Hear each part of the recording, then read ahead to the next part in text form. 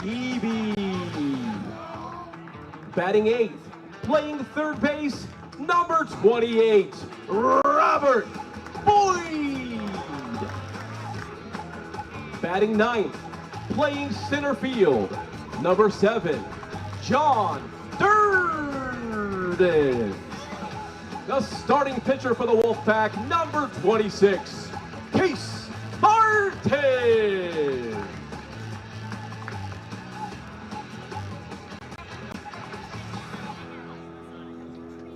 Starting lineup now for the Paideia Pythons. Leading off, playing right field, number 8, Ryan Liu. Batting second, playing second base, number 26, Dylan Thomas. Batting third, playing center field, number 21, Dave Oglesby Smith. Batting fourth, playing shortstop, number 9, Nick Bruce. Batting fifth, the catcher, number 18, Calvin Jardina. Batting sixth, playing third base, number 23, Eli Coffey. Batting seventh, playing first base, number 3, Cade Goodmark. Batting eighth, the pitcher, number 19, Colin Thomas.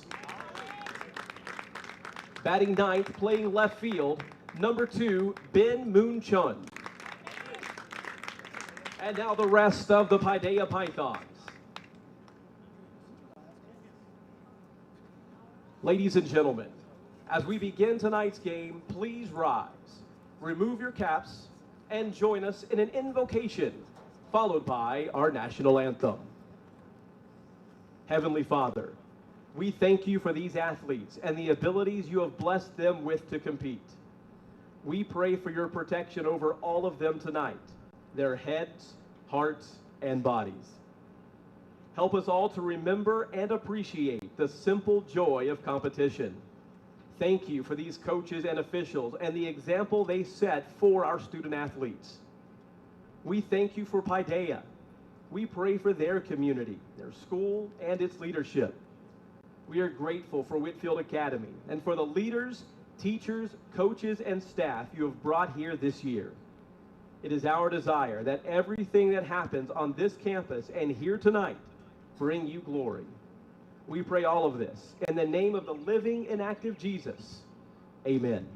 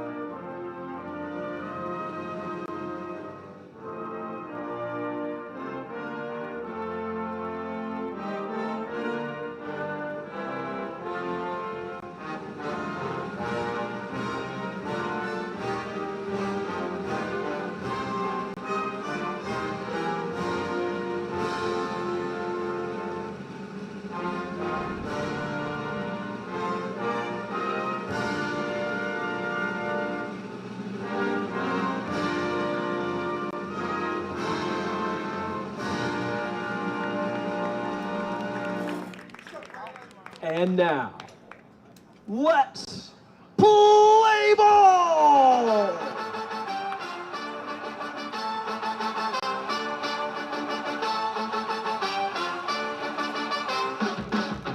No one pulls up like we do.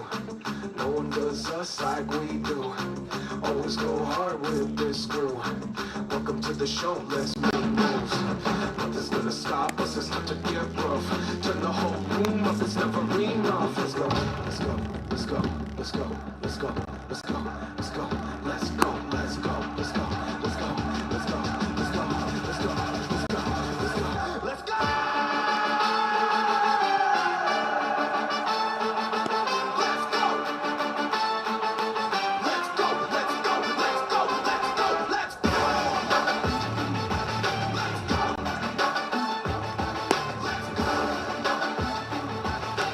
Good evening, everybody. And for the last time in the 2026 regular season, we say hello from Whitefield Academy.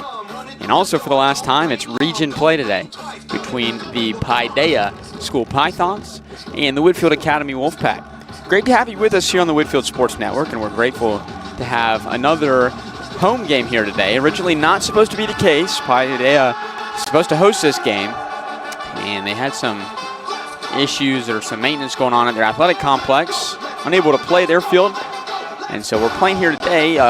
Remnant, or a side effect of that, is that Whitefield Academy will be the official visiting team in today's game. So not every day do you see Whitefield wearing the gold uniforms at home and also hitting first. But that will be the case today off of Paideia right-handed hurler Colin Thomas. Landon Ryan stepping in to lead off this ball game. He'll be followed by Connor Patel and Harrison Brantley, 1, 2, and 3 due up here. Lofton Brown, Andrew Wade, and Luke Linder following 4, 5, and 6. And then Owen McKeeby, Robert Boyd, and John Durden following 7, 8, and 9. Facing off against Colin Thomas, wearing number 19 for Paideia in the white home pinstripes today. Paideia 10 and 15, coming off of a loss yesterday to Westlake High School. Whitefield, their last game happening on Tuesday. First pitch, high, and we are underway here at 5:34 p.m. on a toasty day here at Whitefield. And they're going to say that pitch hit Landon. I thought I heard a clip, and there was no reaction, no call for a while. Now batting number 1. But here it is, hit by pitch. Landon Ryan reaches first base on the first pitch of the game. It was a high fastball up and in. Today sets a new official game high for temperature. The game that we played on Tuesday against Kings Ridge, 83 degrees. Today's first pitch at 5:34, 84 degrees. Connor Patel takes a called first pitch strike. Patel playing right field today. Reached base twice in 4 plate appearances on Tuesday against Kings Ridge. It was a 5-4 loss for Whitefield. A really well-played ball game by the Pack, but falling in the final innings, and a pick back to first to what should be the region champion and the number 1 seed in the private classification state bracket, which we should know more about on Sunday. Pick back to first, and Ryan is toast. He got caught leaning, and he'll be picked off for the first out.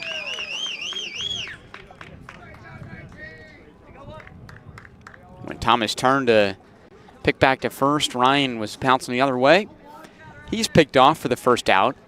0 balls and 1 strike to count at the plate. Thomas working from the stretch, working from the middle of the mound to the right. And Patel fouls it away left side over near the visiting bleachers on the football side for strike 2. Also notable in the Kings Ridge game, Connor got hit for the 10th time this year.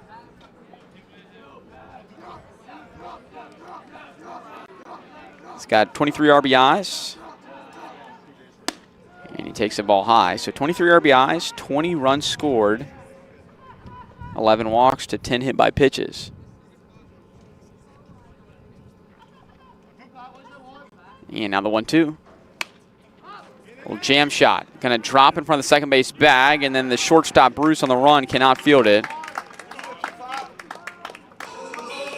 And Patel reaches safely. Now batting number 25, Harrison Brantley.